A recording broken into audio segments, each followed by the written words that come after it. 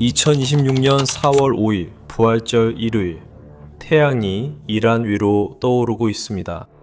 미국의 군용기 155대가 공중에 있습니다. 폭격기들이 이란군의 진격을 막기 위해 이란 도로에 거대한 폭탄 100개를 막 투하했습니다. 미국의 수송기 2대가 버려진 활주로에 갇혀 있습니다. 그리고 미군은 적의 손에 넘어가지 않도록 직접 그 비행기들을 폭파할 예정입니다. 그리고 이란의 산속에서는 빈라덴을 제거했던 그와 같은 정예부대인 네이비실 팀이 부상당한 대령을 옮기고 있습니다. 그 대령은 권총 하나와 무전기로 신은 선하시다 라는 3마디만 남긴 채 혼자서 바위 틈에 숨어 48시간을 버텼습니다. 이 작전은 성공해서는 안 됐고 이란은 절대 성공하지 못했다고 맹세합니다. 155대의 비행기, 수백 명의 병사, 거의 10대의 항공기가 파괴되었습니다. 이 모든 것이 단 한 사람을 위해서였습니다. 당연한 질문이 나오죠. 이 모든 것이 과연 가치가 있었을까요? 그 답은 당신이 기대하는 것과는 다릅니다. 하지만 이해하려면 이틀 전으로 돌아가야 합니다. 2026년 2월 말부터 미국은 이란과 전쟁 중이었습니다. 그 군사작전의 이름은 에픽 퓨리였고 몇 주 동안 미군은 거의 저항 없이 이란의 영공을 장악했습니다. 미국 당국자들은 이란이 더 이상 공중에서 싸울 능력이 없다고 말했습니다. 이란 해군은 파괴되었고 공군도 제거되었으며 모든 것이 통제되는 듯 보였지만 4월 3일에 무언가가 변했습니다. 새벽에 세계에서 가장 첨단 전투기 중 하나인 미군 F-15E 스트라이크 이글이 이란 영토 300km 이상 깊숙이 공격 임무를 수행하고 있었습니다. 이 비행기는 494 전투비행대대에 소속되어 있었습니다. 미 공군에서 가장 많은 훈장을 받은 전투비행대대 중 하나입니다. 2년 전 같은 부대가 단 하룻밤 사이에 80대가 넘는 이란 드론과 미사일을 격추시킨 적이 있습니다. 이는 50년 만에 가장 큰 공중전이었습니다. 이 점을 기억해두세요. 탑승한 사람은 2명입니다. 조종사와 무기체계 장교인데 이 사람은 비행기의 레이더, 센서, 무기를 조작하는 책임을 집니다. 이 장교는 경험 많고 존경받는 대령이었으며 함께 복무한 사람들은 그를 깊은 신앙심을 가진 남자라고 묘사했습니다. 이 비행기의 무전 호출명은 듀드 44였습니다. 이란 미사일이 엔진을 명중시켰습니다.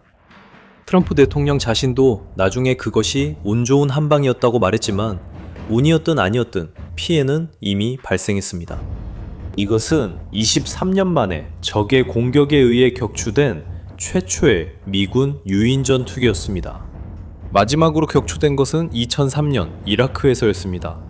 그때는 구조가 성공적이었습니다. 이번엔 성공 여부를 알 수 없었습니다.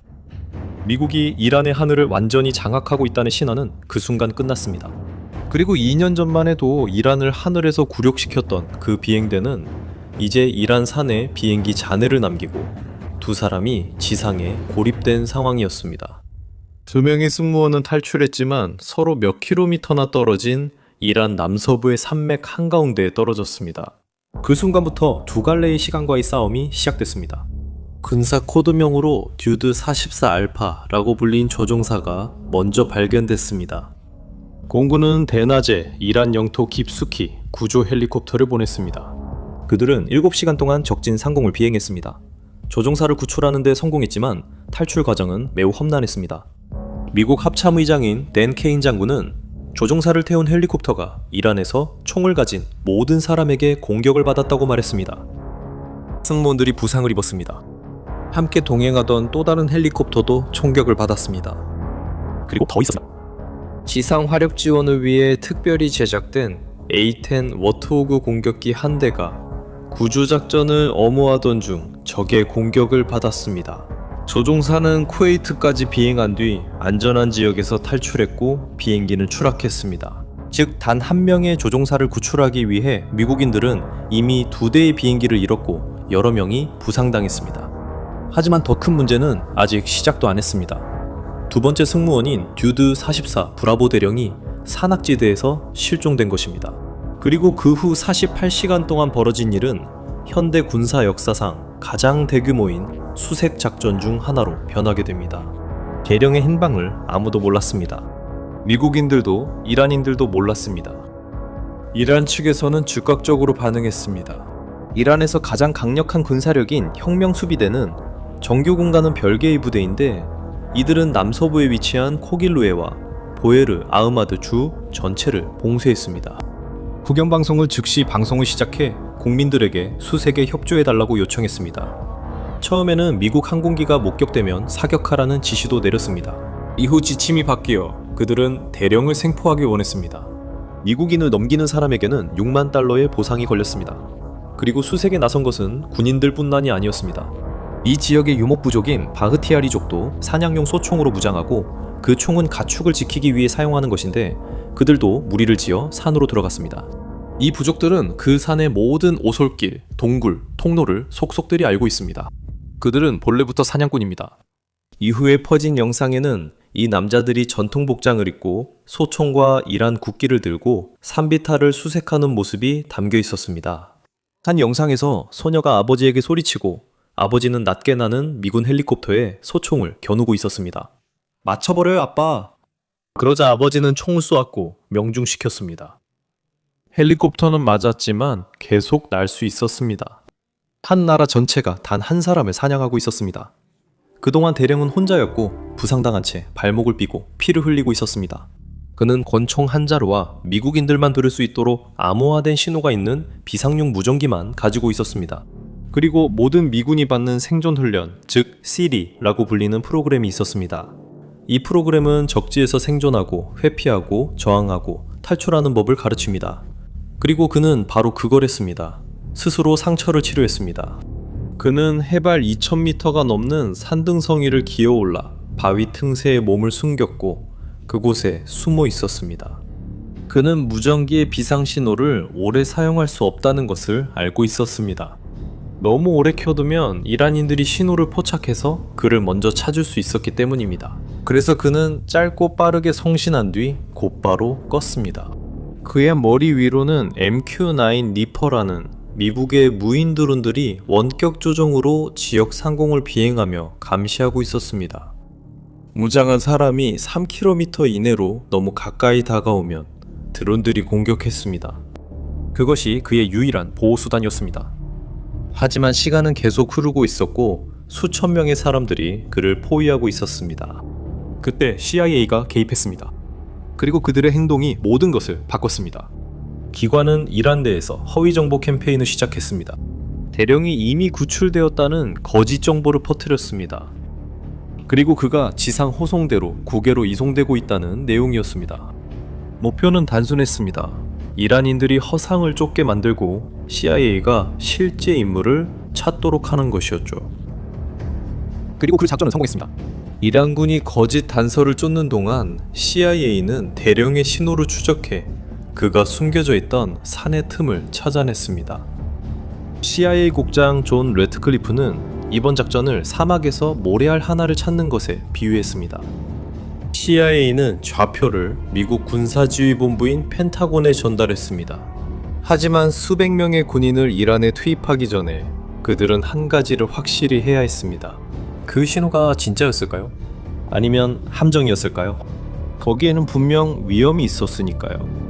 이란인들이 대령을 포획하고 그의 무전기를 빼앗아서 그 신호를 이용해 미군을 매복으로 유인할 수도 있었으니까요. 그리고 바로 그 순간 세 단어로 된 메시지가 작전 전체를 거의 취소시킬 뻔했습니다. 대령은 무전기로 짧은 메시지를 보냈습니다. 딱 세 단어였습니다. 신은 선하다. 미군 지휘부는 아무도 기뻐하지 않았습니다. 침묵, 걱정. 트럼프 본인도 그 메시지가 무슬림이 할 법한 말처럼 들린다고 말했습니다. 당국자들은 이란인이 탈취한 무전기를 사용해 함정을 파는 것일까봐 두려워했습니다. 그 문장은 너무 짧고 군사 규격에 맞지 않았으며 종교 색채가 강했습니다. 너무 수상했습니다. 진짜 긴장감이 감도는 순간이었습니다. 만약 구조대를 보내고 그게 함정이라면 수백 명의 미군 병사들을 매복에 빠뜨리는 셈이었습니다. 구조대가 오지 않았다면 대령은 포로가 되거나 죽을 수도 있었습니다. 답은 그 남자를 잘 아는 사람에게서 나왔습니다. 대령과 함께 일하던 장교들이 이를 확인해 주었습니다. 그는 독실한 신앙인이었습니다. 그 문장은 함정이 아니었습니다. 그것은 신앙심이 깊은 사람이 사출 후에 할 만한 말이었습니다. 산에서의 추락이었죠. 심각한 부상, 그리고 24시간 동안 쫓기고 있었죠. 트럼프가 즉각적인 구조를 승인했어요. 그리고 그 다음에 일어난 일은 아마도 보스니아 전쟁 이후 최대 규모의 군사 구조 작전이었을 겁니다. 155대의 비행기가 이륙했습니다. 폭격기 4대, 전투기 64대, 그리고 다른 항공기들을 공중에서 급유하기 위한 급유기 48대가 동원되었습니다. 구조기 13대 지상에는 네이비실이 있었습니다. 유명한 실 팀6입니다. 공군 특수작전부대, 육군 항공대, 그리고 전투 의무병들도 있었습니다. 이스라엘도 정보를 공유하고 이란군이 그 지역에 도착하지 못하도록 최소 한 차례 공습을 감행하는 등 지원을 했습니다. 작전은 밤에 이루어졌습니다. B-1 폭격기가 약 100발의 폭탄을 투하했습니다. 2000파운드짜리 폭탄을 구조구역 주변 도로에 투하했습니다. 각 폭탄은 거의 1톤에 달하는 무게였습니다. 목표는 거대한 둔화구를 만들어 이란 차량의 진격을 막는 것이었습니다. 이후 공개된 사진에는 파괴된 도로에 멈춰선 이란 군용 차량들의 거대한 교통체증이 포착되었습니다. 현장에 도착하지 못해 아무것도 못했습니다. CIA도 이란인들을 다시 한번 혼란스럽게 하기 위해 40km 떨어진 가짜 장소로 비행기를 보냈습니다. 트럼프는 진짜 작전이 다른 곳에서 진행되는 동안 이란인들을 속이기 위해 9대의 항공기가 보내졌다고 말했습니다. 2대의 C-130 수송기가 이스파한 근처 이란 내륙의 한 농장에 있는 버려진 활주로에 착륙했습니다. 그곳에 임시기지를 세웠습니다. 작고 민첩한 헬리콥터들입니다. 리틀버드라고 불리는 특수작전용 헬리콥터들이 특수부대원들을 대령이 숨어있던 산으로 데려갔습니다. 시일 대원들이 그에게 다다랐습니다. 그는 살아있었습니다. 부상당했지만 서 있었습니다. 철수는 총격 속에서 이루어졌습니다. 그러다 모든 것이 거의 재앙으로 변할 뻔한 순간이 찾아왔습니다. 활주로에 착륙한 2대의 C-130 항공기가 젖은 모래에 빠져 움직이지 못하게 되었습니다. 이륙할 수 없었습니다. 그리고 거기에 머물 수도 없었습니다. 이란인들이 그 비행기들을 온전한 상태로 발견한다면 최첨단 미국 군사기술에 접근할 수 있게 됩니다. 해결책은 과감했습니다. 미군 지휘부는 비상계획을 발동했습니다. 더 작고 빠른 항공기 3대를 보냈습니다. 모든 인원이 이동되었습니다. 그리고 2대의 C-130 수송기와 함께 4대의 리틀버드 헬리콥터도 그 자리에서 폭파되었습니다. 이 헬리콥터들 역시 임무에 사용됐었습니다. 이란의 손에 아무것도 넘어가지 않도록 모든 것을 파괴했습니다. 그 대령은 부활절 일요일 해뜰 무렵 이란에서 철수했습니다. 작전 중 미국인 사망자는 없었습니다. 이제 미국인들이 이 임무에서 무엇을 잃었는지 계산해보세요. F-15E 한 대가 격추됐습니다. A-12 격추됐습니다. C-130 수송기 2대가 폭발했습니다. 헬리콥터 4대가 파괴됐습니다. 블랙호크 2대 손상됐습니다. 승무원들이 부상당했는데 모두 한 사람을 데려오기 위해서였습니다. 그리고 여기 과거의 유령이 나타났습니다.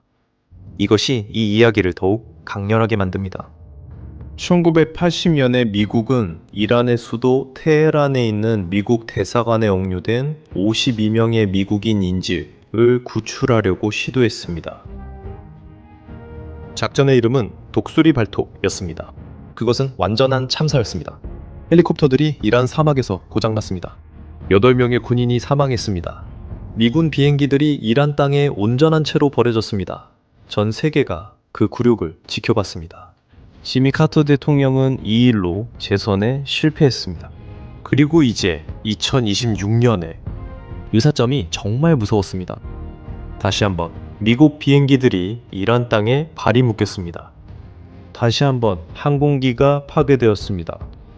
전 세계가 또다시 주목했습니다. 하지만 이번에는 결과가 정반대였습니다. 2명의 승무원 모두 구조되었습니다. 미국인은 아무도 사망하지 않았습니다. 그리고 가장 중요한 차이점은 1980년에 미국인들이 이란 땅에 완전히 멀쩡한 항공기를 버리고 떠났다는 점입니다. 2026년에는 떠나기 전에 모든 것을 파괴했습니다. 아무것도 남기지 않았습니다. 사람도, 기계도요. 이란 자체도 1980년과 비교하려고 했습니다. 미국이 또 실패했다고 말하기 위해서였죠. 이란 군 대변인은 작전이 완전히 좌절됐다고 말했습니다. 하지만 윌리엄 번스 CIA 국장의 대답은 직설적이었습니다. 이란은 창피와 굴욕을 당했습니다. 그리고 여기서 이 작전에 대해 거의 언급되지 않은 한 가지를 생각해 볼 가치가 있습니다. 많은 사람들이 이 이야기를 보고 이렇게 묻습니다. 정말 이 모든 것이 가치가 있었을까요?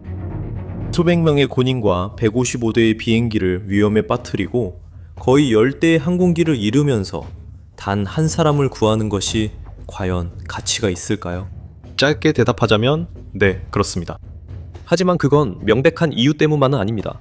아무도 뒤에 남겨두지 않는다는 원칙은 도덕적 문제일 뿐 아니라 군사적 도구이기도 합니다. 모든 미국인 조종사가 자신의 비행기가 적진에 격추되더라도 온 나라가 자신을 구하러 올 것이라는 사실을 알고 있다면 그 조종사는 다른 나라 조종사들이 감히 하지 못할 임무도 기꺼이 수행합니다. 그는 더 깊숙이 들어가고 더 큰 위험을 감수합니다. 자신이 버려지지 않을 걸 알기 때문이죠. 한 사람을 구하는 건 그 사람만 지키는 게 아닙니다. 그것은 앞으로 위험을 감수하려는 모든 이들의 의지를 지켜주는 것입니다. 이 이야기를 본 모든 조종사는 압니다. 내가 추락해도 그들이 날 구하러 올 것이다. 그래서 그는 계속 비행할 것입니다. 이제 반대편을 생각해봐.